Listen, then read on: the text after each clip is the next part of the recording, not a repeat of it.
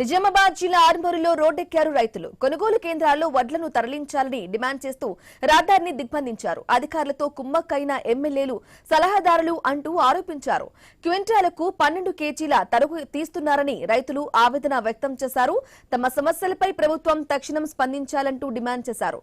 లేదంటే పెద్ద ఎత్తున ఉద్యమిస్తామని రైతులు హెచ్చరించారు.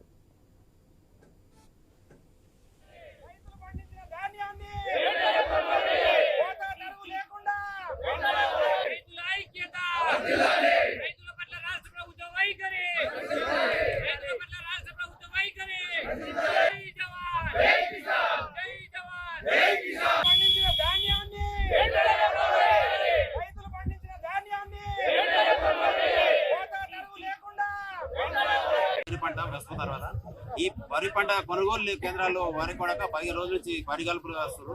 ఎందుకంటే ఇదే ఆర్మూర్ గడ్డ మీద ఈ రోజు ముఖ్యమంత్రి రేవంత్ రెడ్డి సారు క్వింటాల్కు 500 బోనస్ తోని వడ్లు కొంటామని ప్రకటించిండు. కానీ ఆనాడు ఇయ్యాల గద్దెకెక్కిన తర్వాత రైతులు మర్చిపోయాడు. ఇక్కడైనా స్పందించి స్థానిక నాయకులు, స్థానిక అధికారులు స్పందించి ఈ వడ్లను కొనుగోలు చేయాలి. ఈ తక్షణమే దీన్ని కడత లేకుండా ఇవాళ రైస్ మిల్ దగ్గరికి పోతే క్వింటాల్కు 12 కిలోల నుంచి 15 కిలోలు తరుగు ఇస్తారు. దీనివల్ల ఒక రైతు నష్టపోతున్నారు, ఒక ఎకరానికి 6,700 రూపాయలు నష్టపోతున్నారు. ఈ కరుగాలంలో కష్టపడి ఈ ఎసంగి పంట పండించిన రైతుకు ఇవాళ ₹1 ఆదాయం లేకుండా ఉన్నారు. ఇవాళ రాత్రినక పగలనక పండించిన రైతుకు ఇవాళ ఒక రైతు ప్రభుత్వం చెప్పుకునే రేవంత్ రెడ్డి ప్రభుత్వం తొందరగా స్పందించి ఆర్మూర్ రైతులను ఆదుకోవాలని కోరుతున్నాం.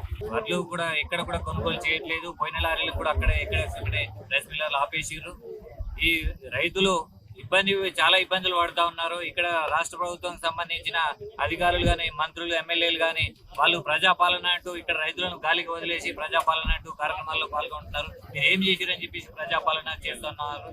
గతంలో కూడా రైతులకు వడ్లకు, సన్నబట్లకు బోనస్ ఇస్తామని చెప్పేసి ఇవ్వడాక దాన్ని కొట్టేయడం జరిగింది. ఇప్పుడు గత సంవత్సరము దొడ్డు వడ్లకు వేసుకున్న వాళ్ళకు కొంటామని చెప్పేసి లాస్ట్ టైం చెప్పారు.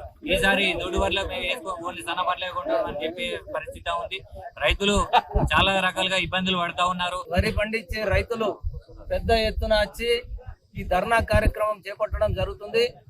ఈ కార్యక్రమానికి మేము ఎప్పుడైతే ధర్నా చేద్దామని స్టార్ట్ చేసినామో నెల రోజుల నుంచి రైతుల్ని పట్టించుకోలేదు. ఇప్పటి వరకు ఇవాళ పొద్దున ఏదైతే కార్యక్రమం స్టార్ట్ చేసినామో ఇప్పుడే అధికారులు మేము లేపుతాం, కొంటాం అనుకుంటా 4 లారీలు పంపించారు రైతులను ఆదాయం చేయతందుకు.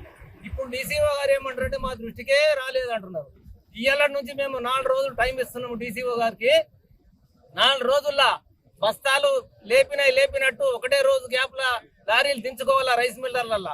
వరి పండించే రైతులు పెద్ద ఎత్తున